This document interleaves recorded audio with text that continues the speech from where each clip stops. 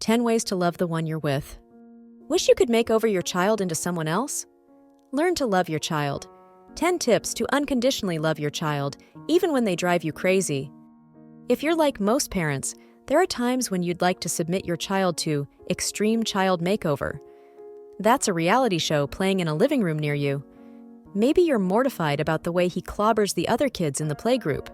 Maybe she shrieks when you try to shampoo her hair, or gives you attitude that would put a teenager to shame. Maybe you just always wanted a girl, and you were blessed with 2 raucous boys.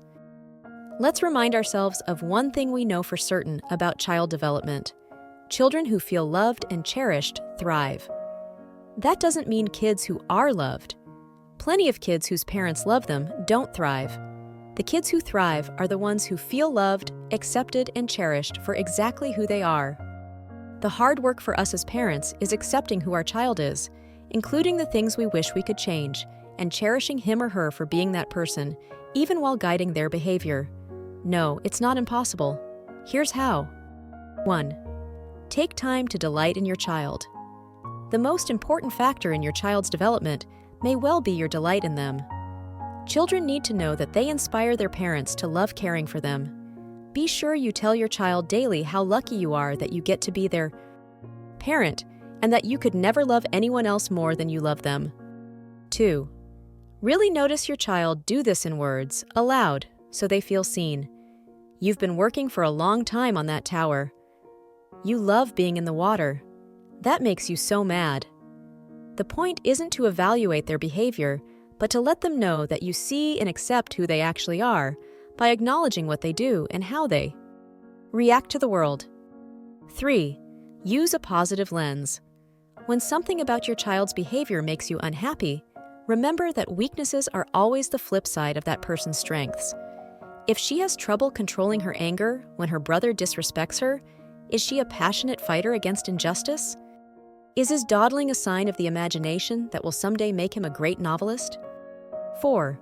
See things from his perspective. Maybe his behavior is irritating to you, but it's always understandable if you take the time to see his viewpoint. Okay, so he hit the baby.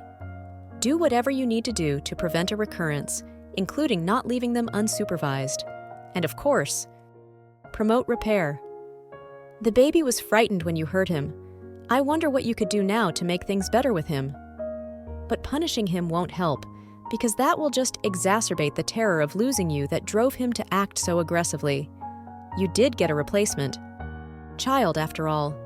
He can be forgiven for wondering if he's lost his place in your heart. If you can connect deeply with him so that he feels your love is indestructible, his terror of losing you will diminish, and his love for the baby will have a chance to bloom. 5. Empathize. Once children are no longer always on our laps or in our presence, it can get more challenging to stay connected. But every time your child expresses anything, that's an opportunity to connect. Just empathize. I hear you. You wish. It's exciting, isn't it? You sound disappointed. When you welcome your child's emotions, you're giving him the help he needs to learn to manage them. You're sad that you can't stay up with the big kids. It's okay to cry. It's hard to have to go to bed when other kids are still up. Let's read an extra book tonight so we can snuggle longer and help you feel better. 6. Help your child learn to manage her challenges without negative labeling. How? Describe that you've noticed this wonderful thing about her, but sometimes the flip side of this trait can be a challenge to live with, both, for her and other people. Ask her if she has ideas about how to manage it so she gets the benefits, but not the drawbacks. If you, or her other parent, have the same trait, point that out and talk about learning to manage it. Every one of us needs to work to develop the skills to manage ourselves. Make your story positive and hopeful. That will help her to feel less alone and more optimistic about handling what may seem like a daunting challenge. Be sure to make it clear that everyone changes and that as we grow up, our brains grow too, so it gets easier to manage ourselves. 7. Remember that most of what upsets parents is developmentally normal. They act like children because they are children. That doesn't mean they'll grow up to be criminals. Kids need to know that they don't make mistakes because they're bad, but because they're human and, in many cases, because they're children. I know you didn't mean to yell at your friend when you got upset. You've been working hard not to lose your temper. I had a hard time managing my temper when I was 8, too. It will get easier as you get older. Let's practice some techniques to calm down when we get mad. 8. Own your reactions. Sometimes we think it's self-evident that our child should change. But what bothers one parent might not bother another. A high-energy kid might fit right in with some families, but exhaust others. And often, it's our own stress that makes us overreact. Try expressing your needs as I statements rather than criticism. I see you feel like jumping around right now. I'm tired and a little cranky, and the noise is too much for me. Do you want to go outside and play, or down in the basement to jump on the old mattress? 9. Look in the mirror. Often what drives us crazy about our child is something that we can't acknowledge about ourselves.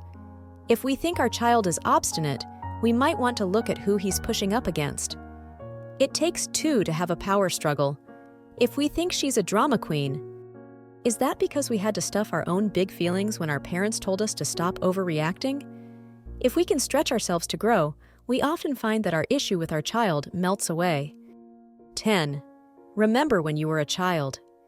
Can you recall how vulnerable you were? How much you just wanted someone to see and appreciate you? That's what your child needs. You play a larger-than-life role in your child's psyche. How she hears you talk to her will be her inner voice for the rest of her life. If you always worry that your child isn't quite good enough, he'll always worry too. But if you can accept him as he is and help him to see himself positively, he'll be on the road to learning how to manage even the most challenging character traits. Even more important, he'll feel cherished for who he is. He'll have a big heart, able to love deeply and feel loved in return. Try to see your child as a seed that came in a packet without a label. Your job is to provide the right environment and nutrients and to pull the weeds. You can't decide what kind of flower you'll get or in which season it will bloom.